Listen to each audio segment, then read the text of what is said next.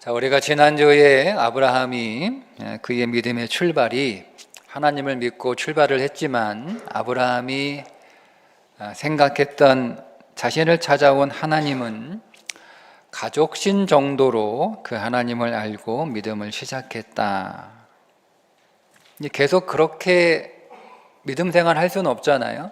믿음이 좀 커져야 되는데, 그럼 아브라함이 믿음을 좀 이렇게 키워 나가야 되는데 누가 그 아브라함의 믿음을 키워야 할까? 여러분, 아브라함 스스로 자신의 믿음을 키워야 할까요? 그러면 어떻게 하면, 어떻게 해야 아브라함이 자기의 믿음을 키우는 것일까? 기근을 만나면 믿음으로 어디 가지 말고 그 약속의 땅에 버티면서 때로는 금식하며 때로는 철야하며 비를 내려 주시옵소서. 여러분, 이렇게 하면 믿음이 클까요? 아니면 주여 믿습니다를 연신 외치며 물이 나올 때까지 그렇게 우물을 파면 아브라함의 믿음이 클까요? 애굽에 내려가서 겁먹지 말고 두려워하지 말고 주님이 지켜주실 것이고 죽으면 죽으리다 라고 하는 각오를 가지고 정직하고 당당하게 살면 그의 믿음이 클까요? 그렇게 스스로 믿음을 키워서 하나님 앞에 하나님, 내가 내 믿음이 이만큼 컸습니다. 여러분, 이렇게 해야 하는 것일까요? 하나님의 방식은 조금 달랐습니다. 기근이 닥치자 아브라함은 애굽으로 내려갑니다. 가나안은 샘이나 강이 흔하지 않아서 오랜 가뭄이 닥치면 큰 피해를 입을 수밖에 없고, 더군다나 아브라함이 거주했던 네게보 사막은 가뭄이면 풀 한 포기도 찾아볼 수 없는, 그래서 아브라함에게 가뭄은 생존 자체를 위협하는 매우 심각한 상황입니다. 반면에 얼마 떨어지지 않은 애굽은 나일강이 있어서 그 나일강 덕분에 웬만한 가뭄에도 끄떡이 없는 곳이니 아브라함 수준에서 가뭄을 피해 애굽으로 내려가는 것은 어찌 보면 당연한 선택이라고 할 수가 있습니다. 그렇게 애굽에 내려가기로 작정을 하고 애굽에 다 이르렀을 때 아브라함의 큰 걱정이 하나 생겼죠.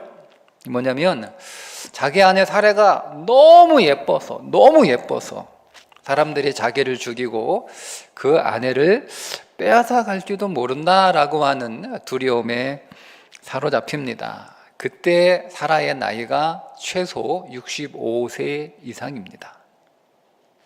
65세가 된 그 사라를 아브라함이 보고 뭐라고 표현하냐면 그대는 아리따운 여인이라. 근데 이 아리따운이라고 하는 단어가 그냥 예쁘다 이런 정도가 아니고요, 광채가 날 정도로 아름답고 화려하다 이런 뜻입니다.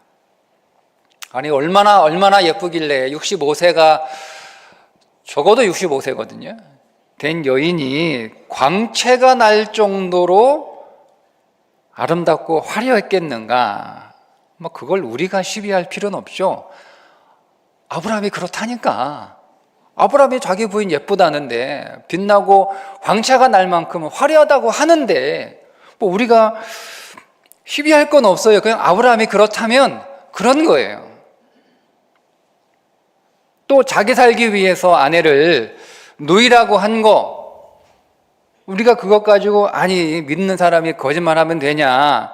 물론 엄밀하게 따지면 거짓말은 아니죠. 이복 누이였으니까 엄밀하게 하면 누이인 건 맞아요. 그래도 자기만 살면 되는 거잖아요. 아내는 빼앗겨도 되고 그냥 자기만 살면 되는 거냐? 우리가 여러분 그렇게 사실 따질 것도 없습니다. 그냥 역시 아브라함의 수준에서 어쩔 수 없는 선택인 거예요. 그러니까 우리의 초점이 아브라함이 애굽에 내려간 것도 아니고 아내를 누이라고 거짓말한 것도 아니에요. 우리가 정말 주목해야 될 건 그런 것들이 아니고 우리가 정말 주목해서 봐야 될 것은 뭐냐면 하나님의 등장입니다. 하나님이 등장하십니다. 애굽의 바로의 궁에 하나님이 등장하십니다. 누구를 혼내셨죠? 아브라함을 혼내셨나요? 아브라함 혼내시고 아브라함이 혼이 나니까 내가 잘못했구나, 믿는 사람이 이렇게 살면 안 되지 라고 회개하고, 그리고 반성해서 앞으로 하나님 똑바로 믿겠습니다, 잘 믿겠습니다, 믿음대로 살겠습니다 라는 고백을 하나님이 받아내셨나요? 아니잖아요. 누가 혼났어요? 누가 혼났어요? 애굽의 바로가 혼이 납니다. 17절에 여호와께서 아브라함의 아내 사레의 일로 바로와 그 집에 큰 재앙을 내렸다. 여기서 큰 재앙은요, 단순한 재앙이 아니에요. 그걸 문자적으로 다시 번역하면 아브라함께서 형벌로 바로와 그 집을 때리셨다는 뜻입니다. 정작 혼나야 될 사람은 아브라함 아닙니까? 정작 맞아야 될 사람은 아브라함인데 누가 맞아요? 아무런 잘못도 없는 바로가 맞아요. 맞을 사람은 안 때리고 잘못도 없는 바로를 지금 하나님이 때리고 있단 말입니다. 오히려 아브라함은요, 그 일로 부자가 되잖아요. 16절에 보면 이에 바로가 그로 말미암아 아브라함을 후대함으로 아브라함이 양과 소와 노비와 암수 나귀와 낙타를 얻었더라. 아니, 하나님은 왜 잘못한 아브라함은 놔두시고 왜 억울한 바로를 때리셨을까 하는 거예요. 우리가 관심을 가져야 되는 부분이 바로 그 부분입니다. 바로 파라오라고 그렇게 부르죠. 이 파라오의 이름이 파라오입니다. 대저택이라는 뜻의 이름에서 유래한 명칭인데, 바로는 그 자기 자신을 어떻게, 그 당시 세계관 속에 어떻게 자기 자신을 이해했냐면, 바로뿐만이 아니라 많은 사람들이 어떻게 이해를 했냐면, 애굽의 바로는 최고의 신입니다. 신들을 대표하는 자이고 동시에 백성과 신들 사이의 유일한 중재자이고 모든 신들의 제사장입니다. 그래서 애굽의 왕 바로가 죽으면 지하 세계를 지배하고 있는 신인 오시리스가 됩니다. 그리고 그를 이어서 그 뒤에 왕위에 오르는 후임은 오시리스의 아들인 호루스로 간주하는 게 그 당시의 세계관입니다. 자, 그런 관점에서 17절을 읽어보면 하나님께서 바로의 집과 그 바로에게 큰 재앙을 내리셨다라고 하는 것은 그냥 이야기가 아니고 신들의 전쟁입니다. 그 당시 세계관에서 이 본문을 읽으면 신들의 전쟁에서 누가 이겼다는 거예요? 누가 이겼다는 거예요? 하나님, 여호와 하나님이 이겼다는 것을 보여주는 거예요. 여호와 하나님께서 애굽의 최고의 신인 그 파라오보다 더 강하고 더 크고 더 위대한 것을 보여주는 거예요. 그러니까 이 사건은 무슨 내용이냐면, 이 사건의 포인트는 뭐냐면 하나님께서 아브라함에게 하나님이 어떤 분인지를 가르쳐 주시는 수업이었어요. 하나님이 아브라함에게, 아브라함, 너를 찾아온 여호와가 어떤 신인지 이제 좀 알겠어? 라고 하시는 사건입니다. 아브라함이 나를 찾아온 그 여호와라고 하는 신이 내가 생각했던 것보다 훨씬 강하고 훨씬 위대하고 훨씬 크다는 것을 깨달아요. 이 사건을 통해서. 아브라함은 처음에 그의 본토 지적 아비 집을 떠날 때 자기를 찾아온 그 여호와라고 하는 신이 그저 드라빔 정도, 가족신 정도라고 생각하고 출발을 했는데, 자기가 지금 겪어보니까 바라오도 그 앞에서 꼼짝 못할 만큼 강력한 신이라는 사실을 아브라함이요 경험합니다. 체험하는 거예요. 하나님을 체험하는 거예요. 그리고 그 사건을 통해서 아브라함은 당연히 자기를 찾아온 여호와 하나님에 대한 믿음과 신뢰가 더 생겼겠죠. 그걸 13장 1절에서 이렇게 우리들에게 암시하고 있는데, 아브라함이 애굽에서 그와 그의 아내와 모든 소유와 롯과 함께 네겝으로 올라가니. 이 올라간다라고 한 단어가 문자적으로 저지대, 애굽은 저지대거든요. 그 저지대 애굽에서 팔레스타인 고지대로 올라갔다는 지리적 표현이기는 하지만 그 안에 영적인 의미는 동시에 아브라함의 신앙이 올라갔다는 것을 의미하는 단어입니다. 근데 아브라함의 신앙이 진짜 올라갔죠. 진짜 올라가. 어떻게 알아요? 뒤에 이어지는 사건이 뭡니까? 증거가 나타나요. 아브라함과 롯이 헤어질 때 아브라함이 롯에게 양보하잖아요. 뭐라고 양보합니까? 네 앞에 온 땅이 있지 아니하냐? 나를 떠나가라. 네가 좌하면 내가 우하고 네가 우하면 내가 좌하리라. 여러분, 이건 아브라함의 성품에서 나온 말이 아니에요.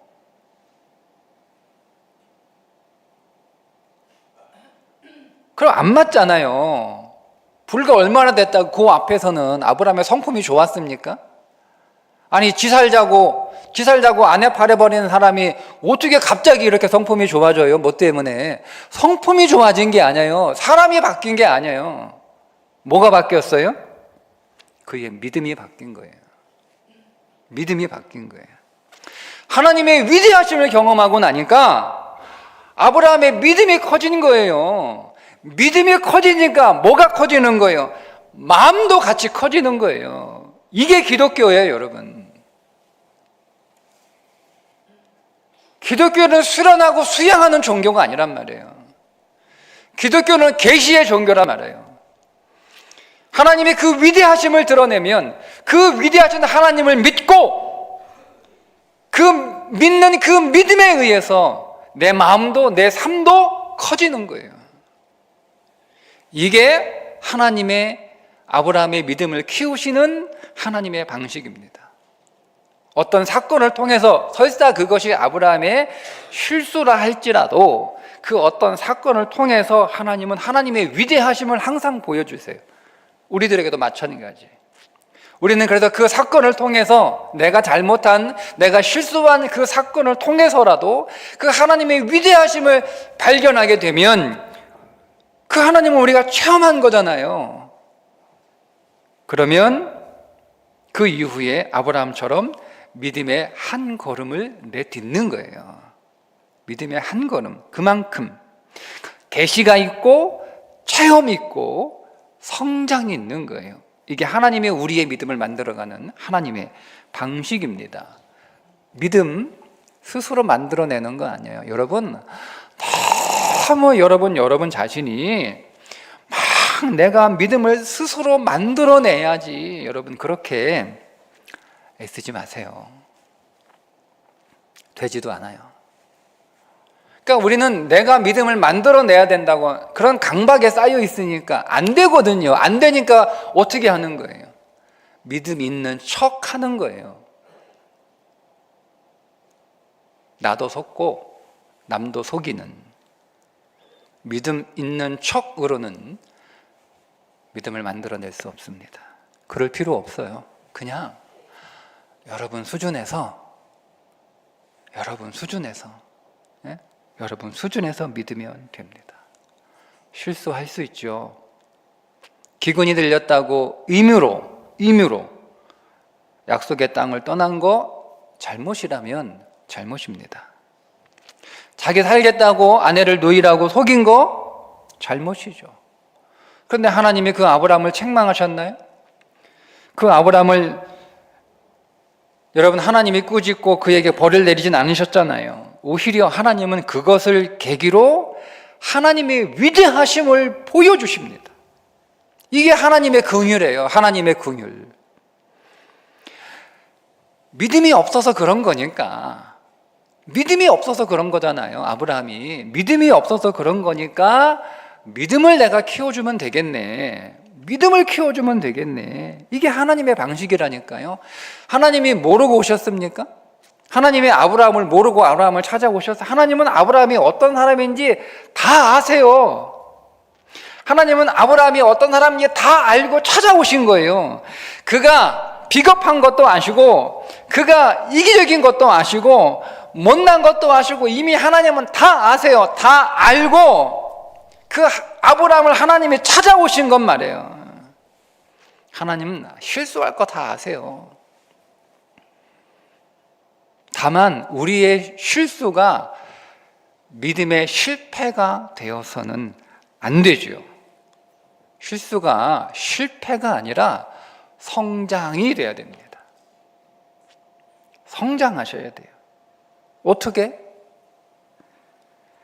하나님이 능력을 보여주시면 아브라함처럼 그냥 한 걸음 앞으로 나가면 됩니다. 여러분, 아브라함이 잘못해놓고 자기가 안 맞고 누가 맞아요? 바로가 맞았네. 하나님이 나 안 때리네. 그거 보고 여러분 아브라함이 이렇게 해도 되나? 여러분 그렇게 했습니까? 아니잖아요. 야, 그러면 이제 힘들면 떠나면 되겠네. 무섭고 두려우면 거짓말해도 되겠네. 이렇게 안 했잖아요, 아브라함이. 그건 실패죠. 그건 실패한 거예요. 근데 아브라함은 롯한테 네가 좌하면 내가 우하고 네가 우하면 내가 좌하겠다. 그렇게 하잖아요. 아브라함이요, 실수를 통해서 성장합니다. 성장합니다.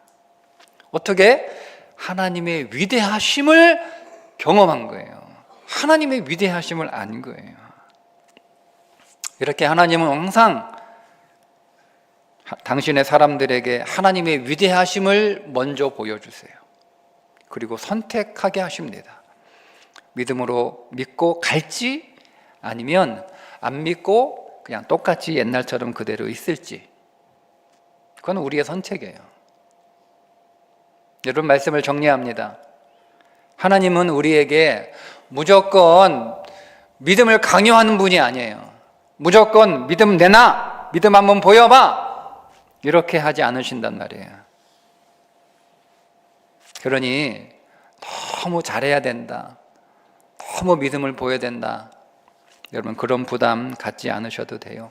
그런 부담 내려놓으세요. 대신 여러분 꼭 기억할 게 하나 있어요. 여러분 자신이 아니에요. 하나님을 기억하세요. 내가 믿는 하나님은 어떤 하나님? 위대하신 하나님. 나를 부르시는 하나님은 어떤 하나님? 위대하신 하나님. 나를 찾아오신 하나님은 어떤 하나님? 위대하신 하나님. 그것만 기억하시면 돼요. 그것만 기억하시면 돼요. 그러면 우리도 아브라함처럼 조금씩 앞으로 나아갈 수가 있습니다.